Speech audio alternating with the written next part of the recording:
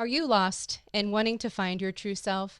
On today's episode, I'm going to be with my friend Kara, who introduced me to a beautiful 4-day retreat in Arizona. We learned more about who our true self is without our titles.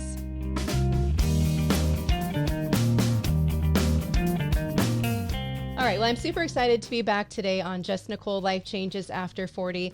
And I'm here today with my friend Kara, who is a development coordinator for Nebraska. And basically, that means she does great things for Nebraska.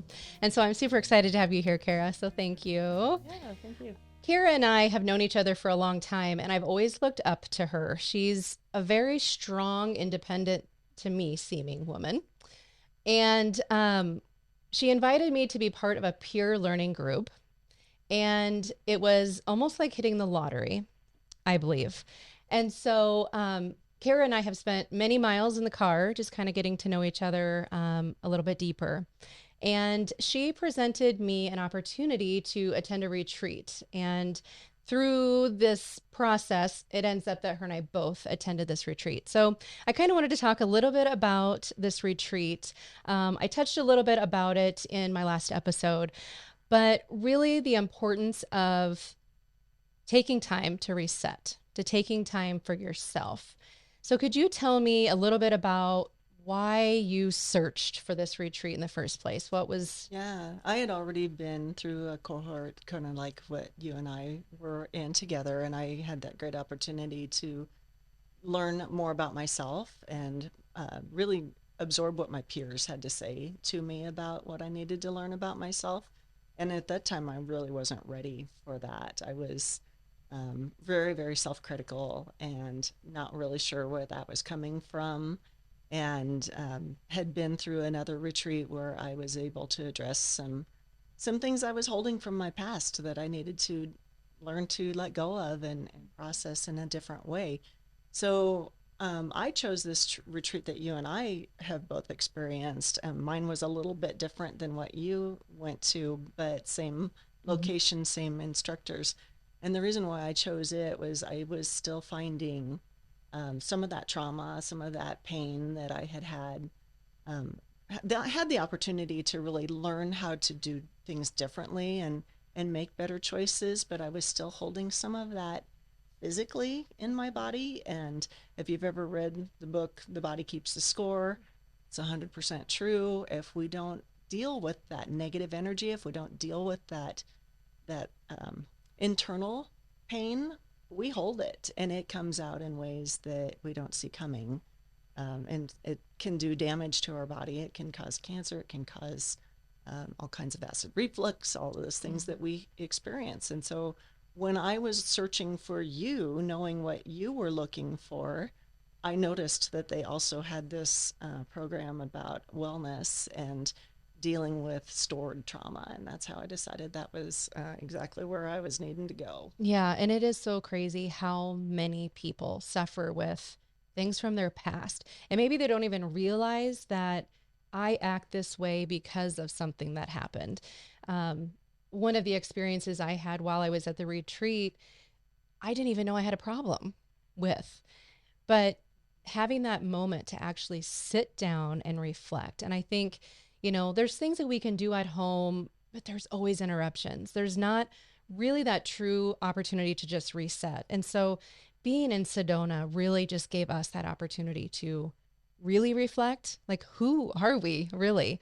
Um, because there was a lot of things I think that I've kind of just pushed down, tried to hide, and being able to understand that, oh, that's from this, and knowing how to deal with it. Yeah, Yeah. 100%. I think we all tend to fear judgment. We all think, oh, if only I had longer eyelashes, or if my hair wasn't so frizzy, or if I walked in and, looking like people expect, or if I behaved differently, or if I had exactly the right things coming out of my mouth. I mean, we dwell on that so much, and we don't really realize where that's coming from Mhm. and how to stop it. There's a way to stop it. It does not have to own us. We are not our choices from before. We are not our past. We are not what other people think of us. Yep. There's a lot more to it, and there's ways to unlock all of that. And there's so many people that wear so many different masks, and to really, I mean, even ourselves not even understanding I had an issue with this or that, but then being able to look at other people a little bit differently too. Um, giving other people grace just a little bit more to know that, we don't know what happened to them today or what happened to them 10 years ago that they're struggling with, you Yeah. know. And I've found too in my first retreat that a lot of the things that I was judging other people for was me putting some of my past on them. They didn't own it at all. It had nothing to do with them, but something that came from my previous experiences I associated with them. And I was holding them accountable for pains and things that I had not gotten over. It's a process called transference. And it can be both who we fall in love with people that we think are we're idealizing, or it can be people that, why does she treat me that way? Why do I always feel so uncomfortable around that person? Well, it's not really that person. It's how I'm perceiving them. And all of those things. If we have to sit back and look at ourselves because that's where it's coming from. It's not coming from them. And if we don't take time to do that, if we don't get the opportunity to really think about who am I and what made me who I am and where do I want to go next, we're never going to see that these are the things that we're doing to ourselves. We're putting this on other people. In my case, I was self sabotaging so much because I was so expectant of what everybody else was going to judge me for. Well, it was me judging myself, and the hardest thing to do for me was look in the mirror and say, I'm the one screwing this up. I've got to take time to make it right. Yeah. I think the self-awareness piece too, I feel like it's just more self-aware of a pain in my stomach or that aching in my head, or even when somebody gives off really good energy, like I can almost feel it now, which I know Yeah. probably sounds kind of weird to people who are listening who have never experienced it, but I even had to show Emma how we could roll energy in our hands together. And she was like, whoa, I can actually feel it. I'm like, I know. Like, there Mm-hmm. is so much energy. And if we're giving off negative energy all the time or giving Mm-hmm. off really positive energy all the time, like, those are things people think about when they think of us. So, that self awareness piece, I think, is Right. huge. Oh my gosh, there is energy in everything. I mean, there's energy that makes plants grow. There's electricity when you hit the light switch that shocks you or whatever. We don't think about it and we tend to shut that down as nonsense, but it's centuries old practice of unlocking the energies and projecting the right energies. I have to tell you a really funny story. When I left my first retreat, um, we did a lot of visualizing our aura, and I have a note on my computer for those days when I'm not doing so good. It's like, mind your aura, check your aura. What are you doing? What are you projecting? And you visualize who I am. What's my energy look like to people? And after I left that first retreat, I was in the airport and I got out a nail clipper. And this guy came over to me and he says, how'd you get that nail clipper through TSA? And I said, well, I think it's because it doesn't have the little poke thing on it. It's, the nail digger. It's just the clippers. And he says, boy, can I borrow those clippers? They took mine away. And as we were having this conversation, he said, can I sit next to you and just hang out with you for a little bit? And I said, well, sure. Yeah. And he says, you have the most amazingly beautiful aura I've ever seen. And he said, Oh, I'm on the autism spectrum, and as I look around, I can see energy coming from the ground. I can see energy in the trees. I can see energy off of people. And I can see that you have just an amazing energy about you. And I said, well, funny thing is, I just spent 7 days visualizing what my energy must look like to other people. So yeah. if that isn't a testament that it's true, and then like you said, going to this retreat where we did deal with a lot with energy and unlocking where is that in my body, or how do I use the earth's energy to make myself healthier. Mm-hmm. We hadn't even started our retreat yet. They sat us down and told us a few things about what's going to be going on here. Why are we here? How's this going to work?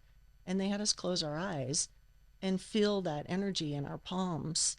And I thought, there's a ball. I have a ball in my hands. Uh-huh. How is this possible? And then as soon as I did that, I thought, I'm in the right place. Hmm. This is exactly what I need. It's not what I thought I signed up for, but it's exactly what I needed. Yeah. So Well, one of the stipulations for us to take this retreat was it had to be growth edge, right? It had to scare the shit out of us. yeah, And scary for sure. I literally pulled up into, so I was the only person on the transportation van on this super long and windy and bumpy road.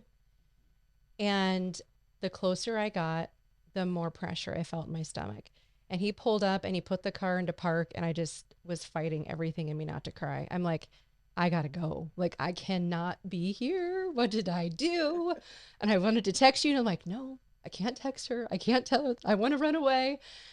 But by that evening, I understood that it was the energy and the feeling of the self awareness that you have in that energy. You know, I mentioned before, having self awareness of how you're feeling is, it's like no other, I think, because we oftentimes feel sick or we beat ourselves up or we just have a feeling of maybe this doesn't feel quite right. And to know to listen to that, you know, it's kind of like an instinct piece. Um, but man, that pressure when I first pulled up, I was like, and then if a tarantula would have walked out in front of me, I think I really would have lost it. I did not see one. Um, Kara showed me a video of It a was huge. huge tarantula, and I think I was stressing a little bit more than I needed to about that too. It was Um, huge. but yeah, I absolutely loved. I sat in the healing garden and just thought about just the beauty of things. Like we don't take the time ever Yes. to just stop. We are busy. You know, I do something, I look at my phone, what's next? I do that. I look at my phone, what's next? You know, I'm constantly, what's next? What's next? And so the biggest gift I think I could have ever given myself was to go, to Yes. reset for 4 days and have nothing to think about or worry about other than me. And I think everybody needs to make themselves a priority because it's not selfish to take time for yourself and to really figure out who you are. You know, like that title said it all.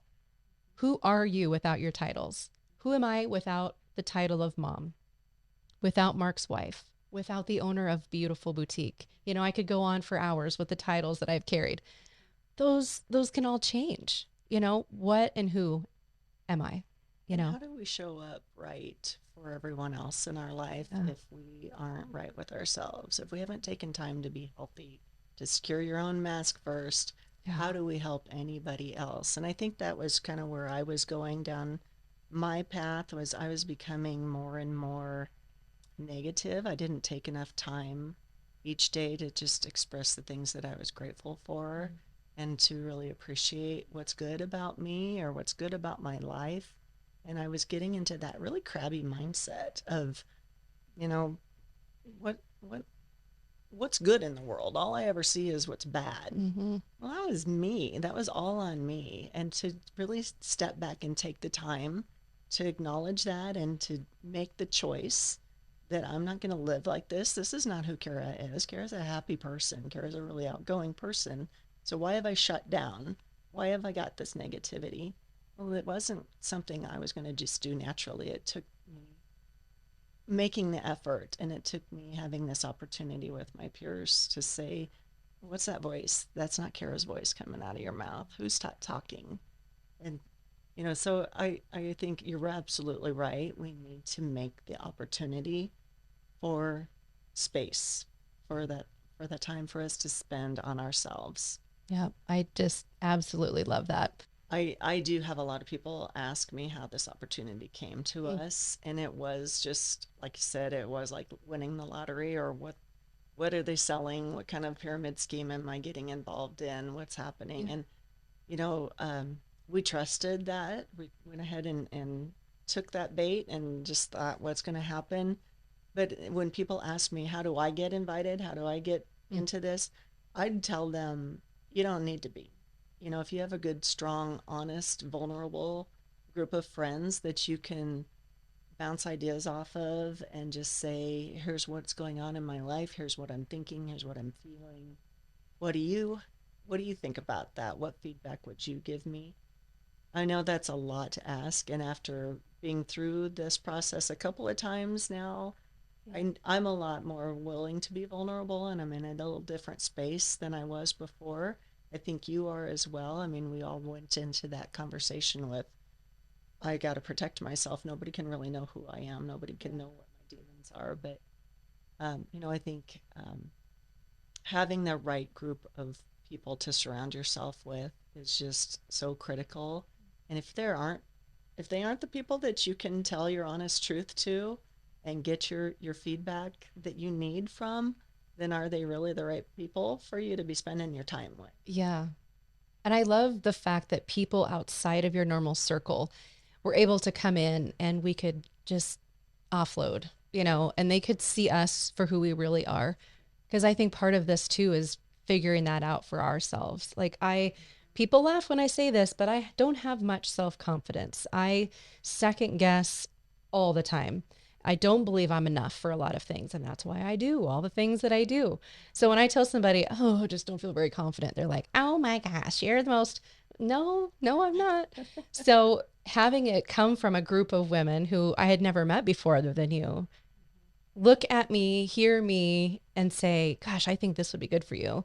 I think that was awesome for Yeah. me too. So you're right, having a group of peers, and they don't have to be people, just, I say this a lot in the podcast, but having a hype girl, somebody who will just, Yeah. help you see who you are Yeah. um, outside of that mask that you put on. Yeah, and I think that was part of what was really critically important to our group was that a lot of folks didn't know each other, didn't have any frame of reference. But then I have a group of women that I've known since grade school. You know, we've been besties all our lives. And they saw me come back from that first retreat and all of the shift that happened in my life. And they said, Kara, teach us how. Yeah. We want to be in on that secret. And, you know, so for them to have known me and know who I was when I was young and carefree before all the things happened to us as adults, and to be really open and comfortable with being vulnerable and sharing that feedback, I think we have come to a whole new level of our friendship that, you know, after I'm not gonna say how old I am, but a lot of years I've spent with these ladies, and we are in a whole different place now than we were 5 years ago. Yeah. And I think for me, it's been a growth edge for just my everyday life. With color, for me, having women walk in with no makeup on their face, and I'm going to tell them what colors to wear, that's very vulnerable. And I'm Vulnerable. always saying to them, you're beautiful without makeup. You're beautiful with this color or that color, but you're a little better in this color, like just Mm-hmm. my daily. But now being able to even understand a little bit more in inside. What did she experience as a child? Was she told she was ugly her whole life? Was she told that she was too heavy?